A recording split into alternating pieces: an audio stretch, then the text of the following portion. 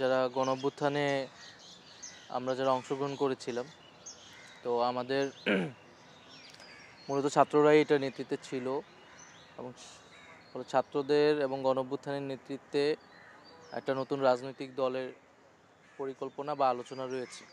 তো সেই জায়গা থেকে যদি সেই দলে অংশগ্রহণ করতে হয় তো অবশ্যই সরকারের থেকে তো সেটা সম্ভব নয়। তো সেই দলে যদি আমি যেতে চাই তাহলে সরকার থেকে আমি পদত্যাগ করব, এইরকম একটা বিষয় আমিও বলেছিলাম।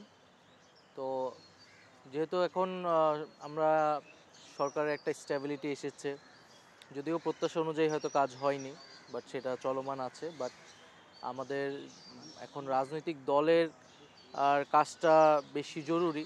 তো সেই জায়গায় যদি আমরা চিন্তা ভাবনা করছি, আমি ব্যক্তিগতভাবেও চিন্তা ভাবনা করছি, যদি আমার সরকারের মনে করি যে সরকারের থেকে আমার এখন মাঠে যাওয়া, জনগণের সাথে কাজ করাটা বেশি জরুরি মনে হয়, তাহলে আমি সরকার ছেড়ে দেবো এবং হয়তো সেই দলের প্রক্রিয়া যুক্ত হব।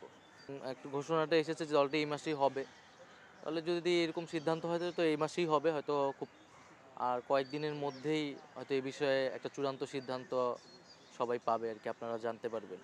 বাইরে যারা বৈষম্যবিরোধী ছাত্র আন্দোলন, জাতীয় নাগরিক কমিটি, তারা তো 6 মাস কাজ করেছে বা গত 4-5 মাস কাজ করেছে। তো সারা দেশে মাঠ পর্যায়ে তো তারা কাজ করেছে, সাংগঠনিক কাজটা তারা করেছে। আমি তো সরকারের দায়িত্বে ছিলাম, তো দল গোছানোর কাজটাও তারাই করছে। এখানে আমি বের হইলে হয়তো আমি সেই প্রক্রিয়ার সাথে জাস্ট যুক্ত হব আর কি।